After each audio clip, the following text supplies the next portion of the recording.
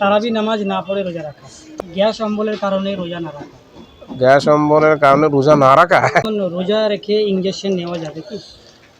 আর রোজা রেখে আর ইঞ্জেকশনটা নেওয়া যাবে কিনা প্রশ্ন করলেন। রোজা রেখে কানে বা চোখের ড্রপ দেওয়া, হ্যাঁ, রোজা অবস্থায় ভুল করে পানি পান করা বা কিছু খেয়ে ফেলা, রোজা রোজা অবস্থায় দাঁতে ব্রাশ করা। গর্ভবতী নারীর কি রোজা রাখা যাবে? গর্ভ রোজা রাখা অবস্থায় যদি কারোর বমি হয়, রোজা রাখে কিন্তু নামাজ পড়ে না, সেই হিসাবে কি বলবেন? রোজা অবস্থায় চুল দাড়ি কাটা। আসসালামু আলাইকুম ওরহমতুল্লাহি ওবরাকাতুহু। তাই সকলকে, যারা রোজা রাখেন যারা রোজা রাখেন না, জাতি ধর্ম বর্ণ নির্বিশেষে সকলকে রমজানের শুভেচ্ছা জানাই এবং সকলেরকে বলবো 30টা রোজা যেন ভালোভাবে পালন হোক এবং শান্তি সম্প্রীতি বজায় থাকুক এবং রমজানের যে উদ্দেশ্যে আল্লাহ রাব্বুল আলামিন বান্দার সামনে হাজির করেছেন, অর্থাৎ গুনাহ মাফ হওয়ার পন্থা, যে পন্থাগুলো আল্লাহ দিয়েছেন সেগুলো সব কিছুই যেন প্রত্যেকটা মুসলিম জাতি সঠিকভাবে পালন করুক। এক কথায় রমজানে শান্তিভাবে কাটুক রমজানটা, এবং জান্নাতের রাস্তাটা যেন খুব প্রশস্ত করে নিক এবং সহজভাবে যেন জান্নাতে যেতে পারে। কেন আল্লাহ রাব্বুল আলামিন নিজেই বলেছেন, রমজানের প্রতিদান আমি নিজেই দেব, নিজ হস্তে দেব। জান্নাতুল আল রাইয়ান নামক যে জান্নাত, সেখানে আল্লাহ রাব্বুল আলামিন নিজ হস্তে সেখানে প্রবেশ করাবেন। সেই সুযোগটা সকলে নিক, এটাই বলবো। আমাদের দর্শক কিছু জানতে চেয়েছেন রোজা সম্বন্ধে, যেমন রোজা রেখে ইঞ্জেকশন নেওয়া যাবে কি? আর রোজা রেখে আর ইঞ্জেকশনটা নেওয়া যাবে কিনা প্রশ্ন করলেন। যদি অ্যান্টিবায়োটিক হয় কোনো সমস্যা নেই, যদি ভিটামিন জাতীয় হয় তাহলে নেওয়া যাবে না। অ্যান্টিবায়োটিক যন্ত্রণা যেগুলো আছে এগুলি ভবিরন টাইপের, ওগুলো দেওয়া যেতে পারে, কোনো সমস্যা নেই। রোজা রেখে রক্ত দেওয়া না বা নেওয়া? আর রোজা রেখে রক্ত দেওয়াও যাবে।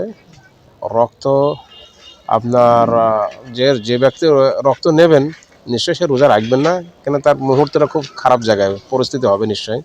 ওটা বলছি না, কিন্তু রোজা রেখে রক্ত দিতে পারে যদি তার রোজা রাখতে গিয়ে শারীরিক অসুস্থতা না দেখা দেয়, তাহলে সে দিতে পারে, কোনো সমস্যা নেই।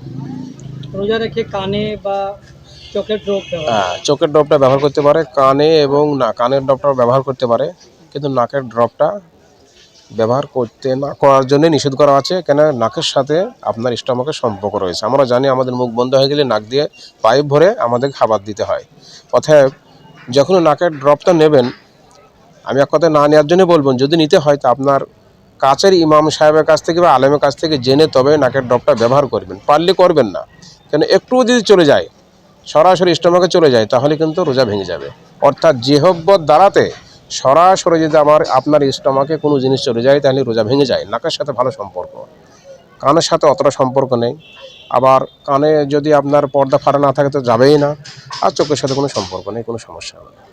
রোজা অবস্থায় দাঁতে ব্রাশ করা, কোলগেট দিয়ে ব্যবহার করা, এটা না করাটাই বেটার। কেননা করা যাবে না, তাই তো? মেসো করুক, না করাটাই ভালো। রোজা ভাঙবে কথা বলবো না, কিন্তু না করাটাই ভালো রোজা অবস্থায়। গর্ভবতী নারীর কি রোজা রাখা যাবে? গর্ভবতী নারী যদি মনে করে যে রোজাটা রাখলে আমার পক্ষে ভালো হবে বা আমার শারীরিক কোনো সমস্যা হবে না, তাহলে সে রাখতে পারে।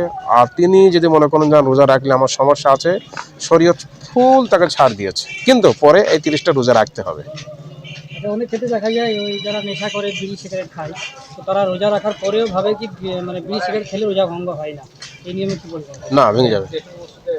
বিড়ি সিগারেট খেলে রোজার কথা বিড়ি সিগারেট খাওয়াই যাবে না তো? কোনো কিছু না না না, খাওয়া যাবে না। আপনার জিহব্বত দ্বারাতে স্টমাকে যে কোনো জিনিস যাবে তাহলে সেটা চলে যাবে, কিন্তু আমি যখনই নেবে না তখনই চলে যাবে। রোজা রাখা অবস্থায় যদি কারোর বমি হয়, রোজা রাখা অবস্থায় যদি মুখ ভরে বমি হয়, অনিচ্ছাকৃতভাবে মুখ ভরে বমি হয়ে যায়, তাহলে সমস্যা, রোজা ভেঙে যাবে। আচ্ছা, অনেকে আছে যারা রোজা রাখে, অনেকে আছে, সবাই নয়, কিন্তু রোজা রাখে কিন্তু নামাজ পড়ে না, সেই হিসাবে কি বলবেন? রোজার পাঠ আলাদা, নামাজের পাঠ আলাদা। রোজা যে রাখলো সে রোজার সওয়াব পেল, নামাজ যে পড়লো না সে নামাজে গুনাহ পাবে। যে এর সাথে ওর কোনো সম্পর্ক, এটা রাখলাম না ওটা করলাম না এমন নয়। কিন্তু রমজান মাসে একটা পরিবর্তনের মাস, তো এই মাসে দেখুন সকলেই নামাজও পড়েন এবং রোজাও রাখেন, এবং আশা করি অনেক গুনাহ থেকে মানুষ বেঁচে থাকে। তারাবি নামাজ না পড়ে রোজা রাখা, তারাবি নামাজ আমাদের হানাফি মাসলাকে সুন্নতে মুআক্কাদা, না পড়লে গুনাহ হবে। বুঝলেন তো, আমরা 8 রাকাত নাই, আমরা 20 রাকাত পড়ি। কেউ 12 রাকাত পড়ছে পড়ুক, তর্ক বিতর্কে কি লাভ নেই। কেউ 8 রাকাত পড়ছে পড়ুক, তর্ক বিতর্কে কি লাভ নেই। আমরা যেটা হানাফি মাসলাকে মানুষ, আমরা 20 রাকাত পড়ি। তারাবির নামাজ না পড়লে সুন্নতে মুআক্কাদা, যেটা কবিরা গুনাহ হবে। কিন্তু ঈদ দ্বারাতে তারা নামাজ পড়লো না, রোজা রাখলে রোজা হলো না এমন নয়, এটা গুনাহ করলো। তাহলে কেমন রোজাদার যে গুনাহ করে রোজা করছে, তাই না? সেই জন্য তারাবিরা তাকে পড়া একান্ত অপরিহার্য কর্তব্য। সেহরি না খেয়ে রোজা রাখা কোনো সমস্যা নেই। সেহরি না খেয়ে যদি রোজা রাখে, এটা সুন্নতটা তার ছুটে যাবে। কিন্তু সুন্নত থেকে বঞ্চিত না হওয়াটাই ভালো, পারলে সেহরিটা খাওয়াটাই ভালো, তাতে একটা খেজুর হোক।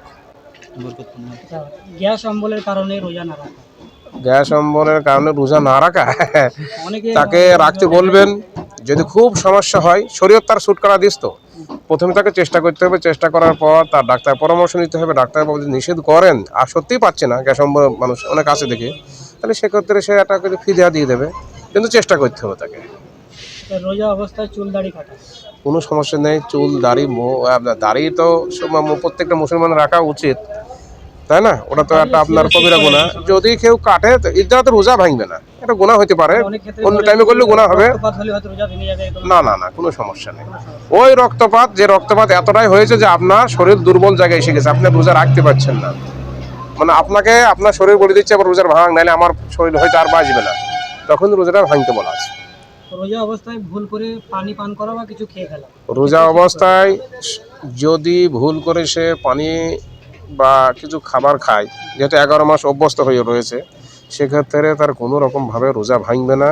শরীয়তে বলা আছে, যদি কেউ রোজা অবস্থায় খাচ্ছে, ধরেন আপনি দেখছেন বেচারা রোজা রেখেছে তাও খাচ্ছে, এতটাই ইসলাম কত মহান দেখেন, তা খাইতে দাও। যতক্ষণ বসে না জান যে খাক না কেন, তাও রোজা ভাঙবে না ইনশাআল্লাহ। আর একটা বলি, রোজা অবস্থায় অনেকে অ্যাজমা রোগী রয়েছেন, তারা ইনহেলার নেয় নাকে, নাকি গো, এই মুখে ইনহেলার যা নিতে গেলে আপনার ওখানে দুটো মত আছে, বুঝলেন? একটা ক্যাপসুল আকারে হয়, আর একটা বাষ্প যায়। যে বাষ্পটা সরাসরি নিয়ে নেয় না, তাহলে আপনার স্টমাকে চলে যেতে পারে। সেই জন্য ওটাকে নিতে একটু নিষেধ করছে। আর হালকা ওটা এক কথায় মত রয়েছে, দ্বিমত রয়েছে। সেই জন্য আমি এটা বলবো, এরকম যে সমস্যা হয়, পাশের যে কোনো আলেম থাকবেন, তার সাথে জেনে কিন্তু এটা ব্যবহার করবেন। আর একটা বলি, যাদের সুগারের রোগী রোজা অবস্থায় রক্ত দেবে, কোনো সমস্যা টেস্ট করবেন, ইনসুলিন নেওয়া যাবে, কোনো সমস্যা হবে না। চোখ বুঝে ইনসুলিন নেবেন, কেন ওটা চামড়ার ভেতরে থাকে, স্কিনে থাকে, ওটা ভেতরে যায় না। চোখ বুঝে নিয়ে নেবেন, কোনো সমস্যা হবে না।